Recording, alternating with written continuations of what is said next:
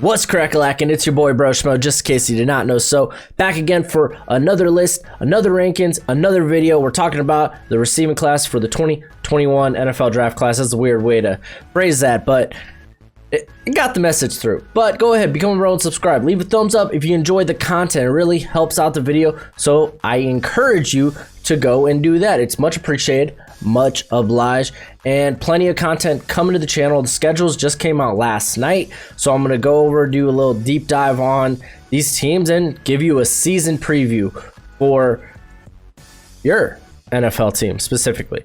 So that'll be out probably through the course, starting maybe next week, maybe the week after. Yeah, man, geez, oh shucks. This is a very good wide receiver class. Like, it is, I think, on par with this past season's wide receiver class. Like, right now, currently, I just have 21 receivers that I feel confident about in ranking. And honestly, I could have given you a top 15, but I mean, I want to stay in line with the top 10. There are a couple of guys that didn't make the list, but let me know who you think should, or thought who. Let me know what you think in the comment section below. Who you think should have been on the list. There we go. Got the words out. Couple of guys that didn't. Ricky Bussey Jr., the former North Texas wide receiver, kind of suffered injury last year, really tanked his stock. So he's in the transfer portal currently. Tariq Black transferred from Michigan to Texas. So I'm very intrigued. He was thought to be a day 2 guy. Then last year it didn't really come together for him. So in Texas, man, it might. But I want to give you at least my day 2 guys that didn't make the cut here. I had Seth Williams from Auburn, Sage Surratt from Wake Forest, Khalil Shakir from Boise State, Tutu Atwell from Louisville, and Ishmael Smith Marcette from Iowa. That dude's a playmaker. But let's go ahead, get into the actual list. We're going to start with 10, Oklahoma State's Tylan Wallace. He was a guy I really liked last year. Suffered injury, ended up coming back. Very good vertical threat. He was used more underneath last year. Very screen heavy, but really good speed. Very good after the catch. Just a playmaker with the ball in his hands. Again, though, in that Oklahoma State just system, it's hard to tell how expanded his route tree is. I think he's just kind of limited with what routes he can run. But at least when it comes to the intermediate level. Chris Olave out of Ohio State, a guy that I know y'all were talking about, should have been in my 2-round mock draft, but couldn't include everybody. And I didn't really watch a lot of his stuff until recently, so I couldn't really tell you much about him till now, obviously. But the guy, he creates separation, and I mean separation. I'm talking like 2 steps or more on defenders. It's pretty insane. He's a pretty interesting combination of at least size, or at least height, speed, and strength. I think he could maybe pack on like 5 more pounds, try to get to that 200 threshold. That would be pretty good for him. Strong hands, very polished route runner. Being at Ohio State, that's kind of a theme with Ohio State receivers. They're very good route runners. I do want to see more ability after the catch. A lot of his like short to intermediate stuff, he'd go down right away. So I do want to see him get better in that aspect. DeVonta Smith out of Alabama. A lot of people peg this guy as a first rounder. I'm not there yet.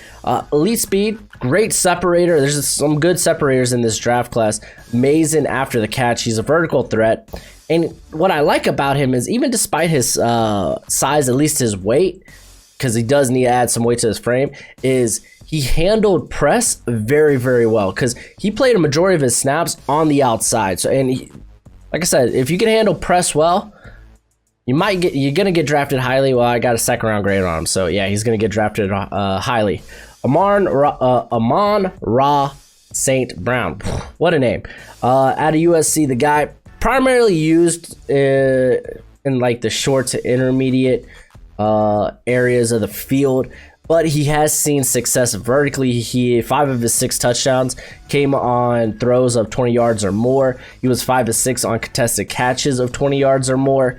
Guy, he's a very smooth route runner, and he's pretty capable. He has some pretty capable after the catch ability. So another guy that I think can can rise up on the list. And then to start my first rounders, Rondale Moore. There we go. Out of Purdue, quick acceleration.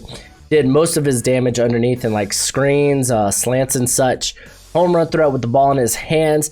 He has the speed to be a vertical threat. Just haven't seen it consistently. Granted, I think he only played like 4 games last season because of injury. But a lot of that will hinge on the state of quarterback they have there at Purdue. So starting with the top 5, Jaylen, Waddle at Alabama. Elite speed and explosiveness. Might be the best separator in this draft, in my opinion. There's a lot, like I said, there's a lot of good ones out there.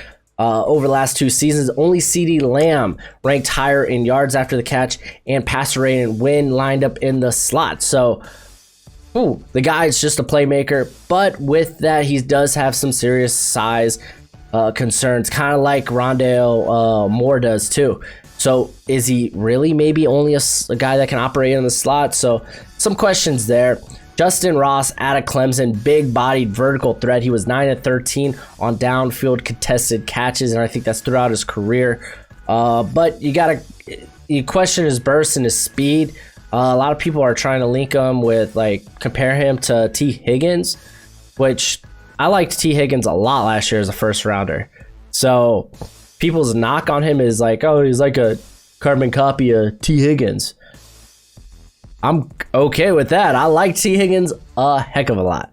And then I got this one. This one is a bit of projection on my part. Tamorrion Terry out of Florida State. I have fallen in love with. This might be my guy. It used to be Rashod Bateman, but the more I watch it, Terry, I'm just in awe. Honestly, a big year from him. He might be on par with Ja'Marr Chase. I'm gonna just put that out there. A lot of projection again on my part, but the guy, strong hands, uses his body well to get leverage. He had a lot of very difficult catches he came down with.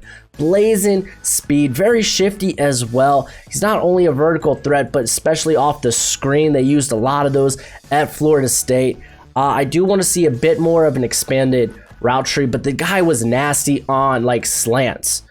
Just up the middle, and then he would tear it up for an extra 20 yards.